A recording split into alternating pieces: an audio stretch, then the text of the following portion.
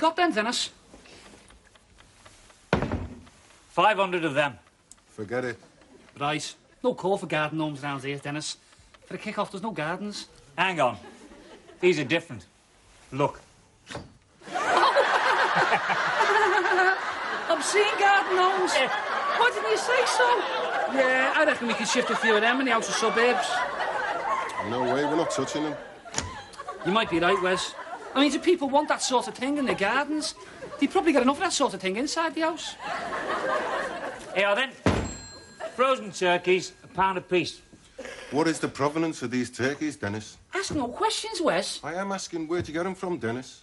I get them from my cousin Elaine. They keep wandering into her garden. Fair enough. How many she got? 3 lorry loads. I can chuck in the lorries if the price is right. No thanks, Dennis. All right, then. Here are Christmas crackers. Everyone with a hat, free piece of jewellery, and a glue-sniffing kit. No. All right. All right. I'll take him elsewhere. Now, don't take off, Dennis. It's our Wes. He's been a bit under the weather just lately. Don't come to me for cup final ticket to you. What is up with you? What's making you so particular all of a sudden? Look, Cyril, I am not interested in obscene garden gnomes or knocked-off birds. If you must know, I met a girl the other day. I know what it is. You're in love. Yes, I am. Right, sit down, Wes. The first rule is not to panic. It could happen to anybody. The thing is, I'll help you. I don't want your help, Cyril. She's marvellous, she's beautiful, there's no one else like her. Yes, we all think like that at the time. It's a sickness. I mean, look at my marriage. I thought just the same about Lisa, you know. Well, Beverly's not the same. Beverly's different. She's not like other women. OK. But I can help you with this relationship, Wes. That way, you can avoid making the mistakes I made with Rita. You know where I went wrong?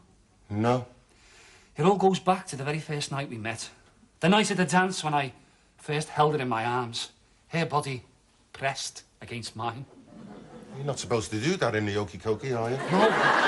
No, but that's not the mistake I made. And if I'd known then what I've learned since, all the heartbreak and pain could have been avoided. The whole trouble with me and Rita stemmed from that initial mistake. Well, what did you do wrong? I told him your right name. Look, Cyril, will you get it through your thick head that I am in love with Beverly? All right. We'll discuss it later. There's a punter on the pitch.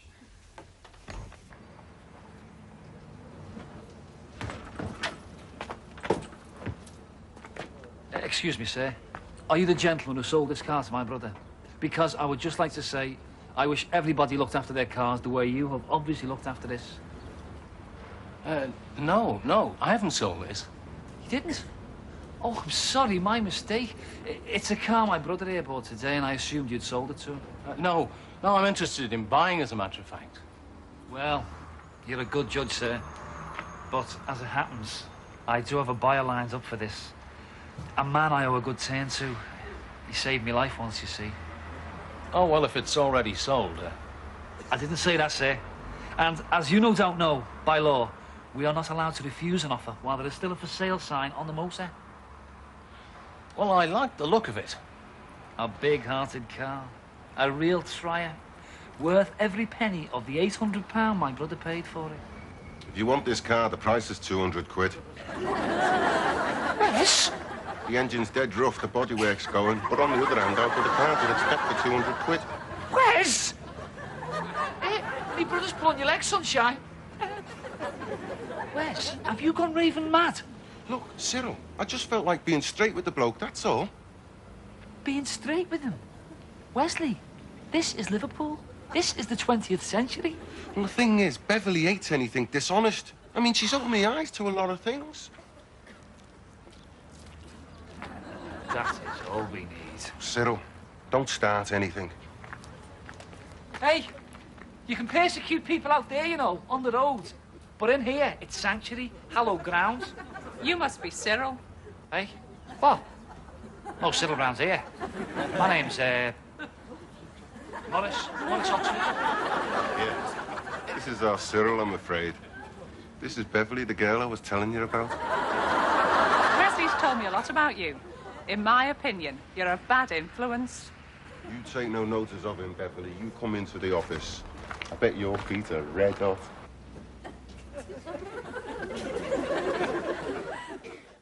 They shaved girls' heads in France after the war for what Al Wesley's doing. Going out with traffic wardens. I should have seen it coming. All the signs was there. What signs do you mean, Cyril? The signs of a man in love. You can always tell, Glynis. Wesley started doing things, unmistakable things, small, insignificant in themselves. But together, they shout aloud, this man is in love. Such as what, then?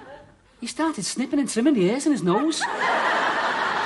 You see, when a girl's head's on your shoulder, nestling there, and you're in love with her, the last thing you want is for it to glance suddenly upwards into a pair of hairy nostrils. She might go off you. Is that right? It's like a jungle up there. Yes, Glenn, but you and me are different, aren't we? You're letting your nose go wild, open not go off yet. No! Right, yeah. Have you gone off me? Even if I have, Cyril, we are getting married, and I want to know when. Look, don't change the subject. We are talking about our Wesley. Hey, Cyril, what's this I hear about your West? Nigel here says he's knocking about with a traffic warden. You do too much of it, Nigel. You want to try keeping it shut? Excuse me, but would somebody mind telling me exactly what is wrong with Wesley fancying a traffic warden? There's nothing wrong with him fancying her, per se. That's right. You can fancy her, yes. Especially if she's got a nice per se. Would you explain to Glynis, Mr. Stanley, you being known as a man of sensitivity in these matters? Thank you, Cyril. It's the uniform, you see, Glynis. It speaks to something in a man. The sturdy, no-nonsense shoes. The calves encased in dark, mysterious stockings which vanish under the skirt, inviting the imagination to roam freely upward with them. The cap, Mr. Stanley. Don't forget the cap. I'm coming to the cap, Cyril, in my own time. There's a long way to go before we get to the cap. It's the uniform, is it? That could explain something that used to happen to me when I was in the Girl Guides. I didn't know you was in the Girl Guides, Glenn. Oh, yeah? Your mother always wanted me to better myself. That's why she never liked you, Cyril. You wore the uniform, did you, Glynis? Navy skirt, dark blue blouse, a silver whistle on a cord around my shoulder. I was in Blackbeard Patrol and I got the homemaker badge. You said that something used to happen to you. Yeah. When I wore that uniform, I used to get suggestions made to me in the streets. Still got it somewhere. Any time you want to wear it, you know, Glenn. It's all right by me.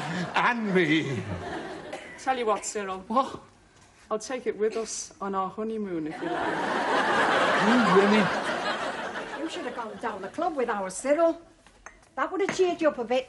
I have it on good authority, ma'am, that you get a lot of really vicious behaviour going on round them clubs. Driving on pavements, parking on double yellow lines, that kind of thing, you know. You feeling all right, Wes? Well, since you asked, ma'am, I do get this feeling of deep revulsion against the life I have been leading. I noticed you was only picking at them sausages I smuggled on from the cab. Yes? And shall I tell you why? I know they'd been sweating a bit, Wes. But you can't wonder at it. They've been in my handbag since half 8 this morning. It was the only chance I got when Mr. Shah turned away for a second to shift the cat off the bow dam. Ma'am, I do not want to be eating stuff that you have smuggled home from work in your handbag. Don't worry, son. I'm going to give it a good clean out at the weekend. I've noticed the fluff, mister. Cyril, what you doing home so early? I had no half of the glittering nightlife tonight, ma'am. Things were being said. About our Wesley here. Your name is mud down a blue cockatoo, sunshine. It's a good job you're already a member, because if you were to apply to join now, you'd be blackballed.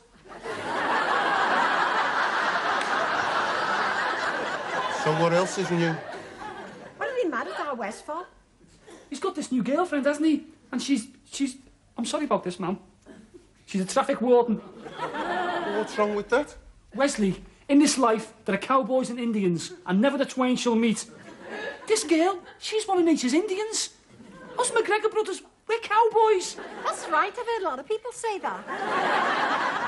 How did you meet this girl, Wes? Oh, it was love at first sight, ma'am. I was illegally parked. A danger, as she pointed out, to pedestrians, and a hazard to the smooth flow of traffic. Ma'am, she's wonderful. She stuffed the parking ticket of love under the windscreen wipers of my wheels. Your posse.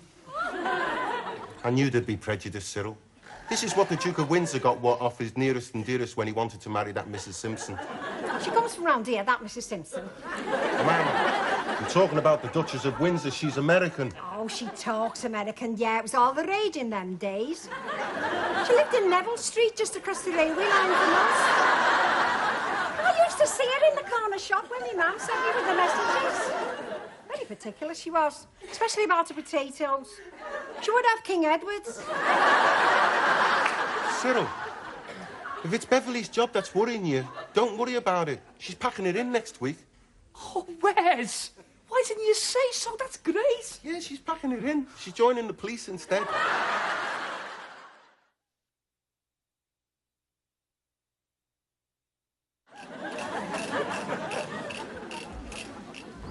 Afternoon, sir. Oh, hiya. This is an unexpected pleasure.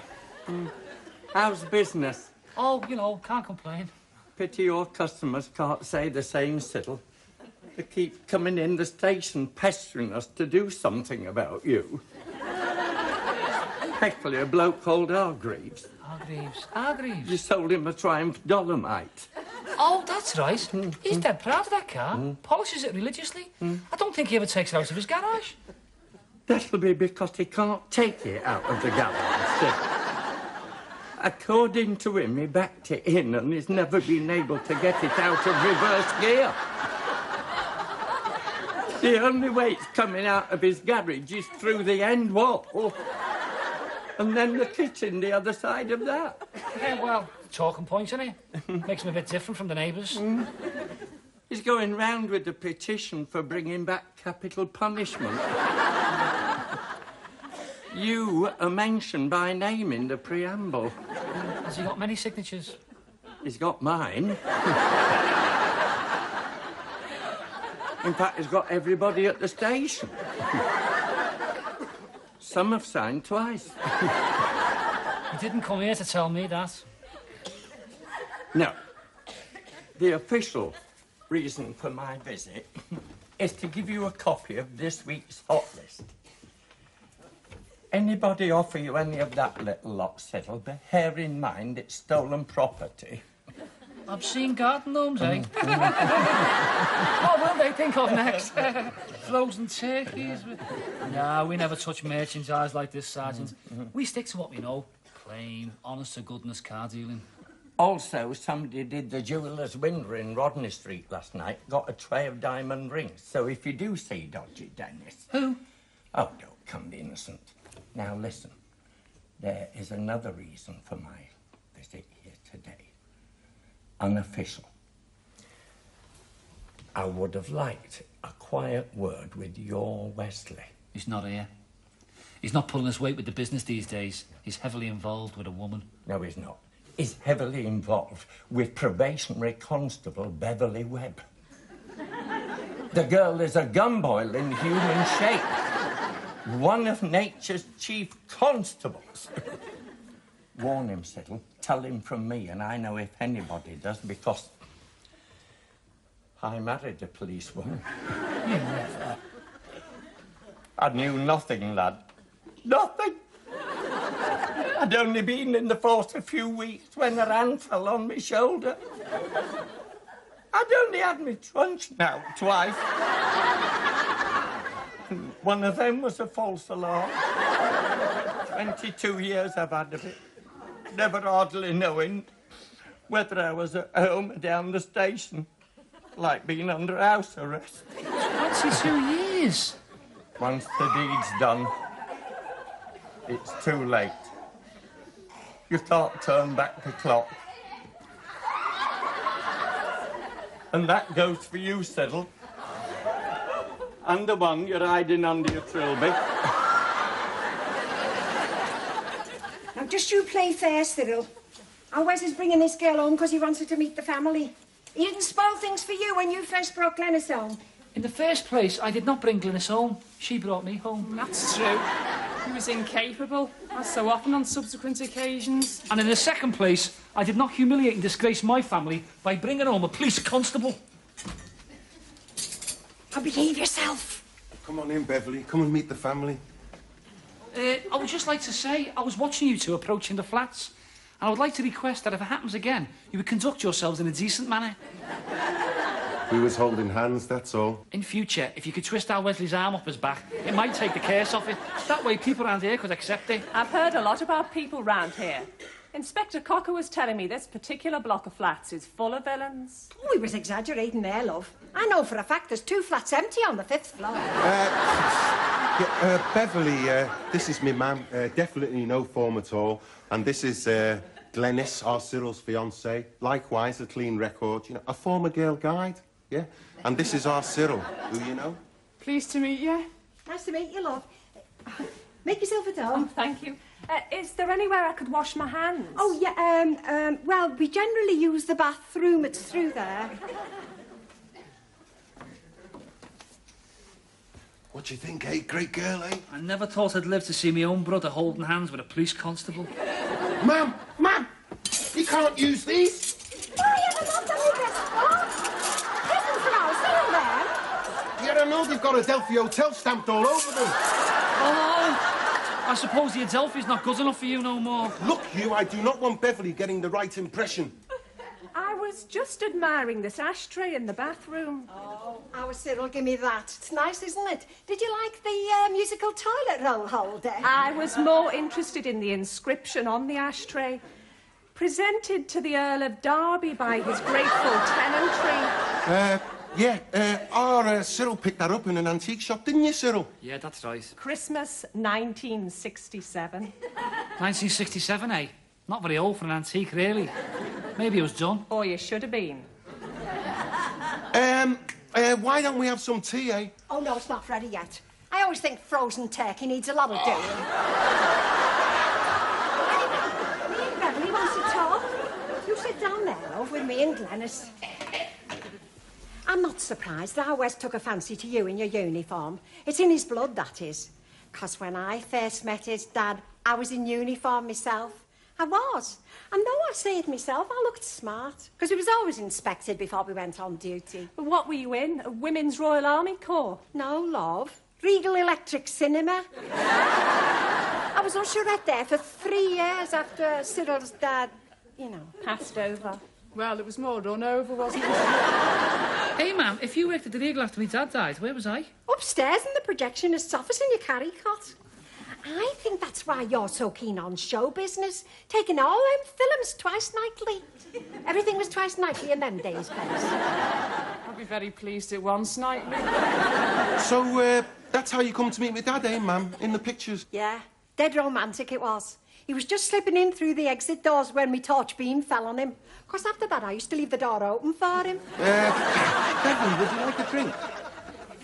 Sorry, I almost forgot. Beverly's not keen on alcohol. Oh, quite right, love. Especially when you're courting.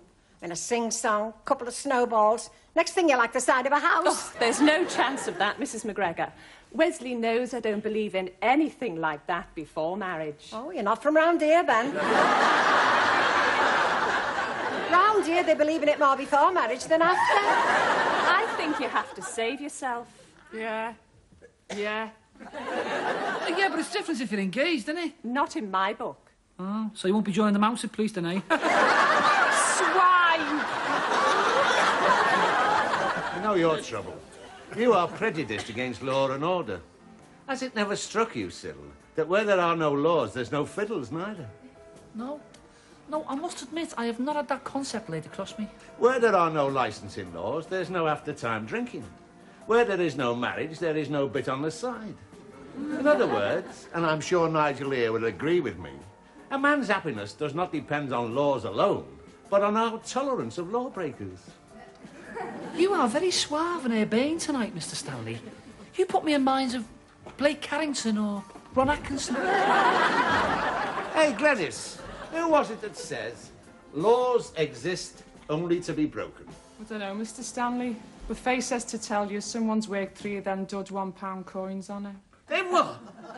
The swine! They should bring the birch back. That's the only thing them sods take any notice of.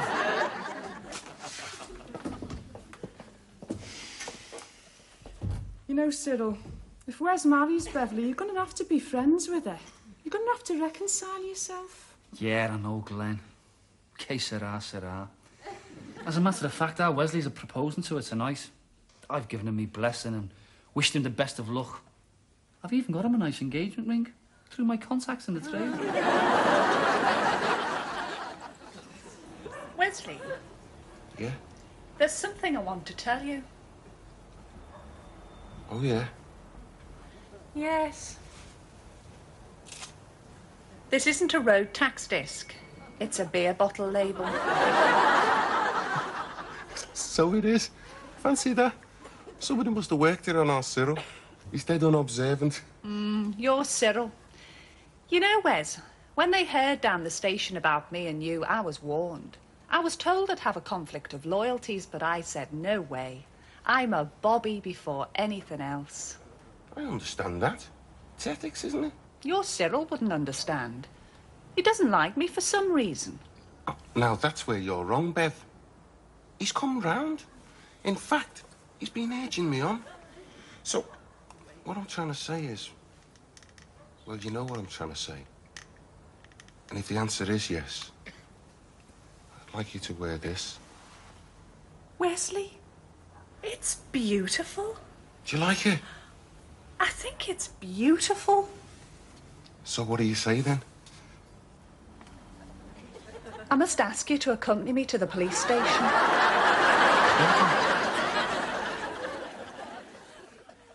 And then she says, anything you say will be taken down. Yeah. Well, given her views on sex before marriage, no point in saying knickers. It's opened my eyes, Cyril. I should have known better. These mixed marriages, they never work. What do you mean, like black and white? No, not black and white, you pillock, coppers and people. You know what her trouble was, don't you? She was a good influence on you. You're right there. Every time I was with her, I kept getting this urge to tell the truth. Last thing you want to tell a woman, Wes, and not much else for making a living in the pre-owned car game. Well, making a living is not going to be a problem for us in the next 3 years, Cyril. How do you mean? Oh, we're going to get at least 3 years for receiving that ring. Why didn't you tell me you got it off dodgy Dennis? Let me tell you about that ring, Wes. I did get it off dodgy Dennis, but it's not from the Rodney Street job, like Beverly thinks. Well, where's it from, then? It's out of them Christmas crackers dodgy Dennis was trying to flog us. It's only glass.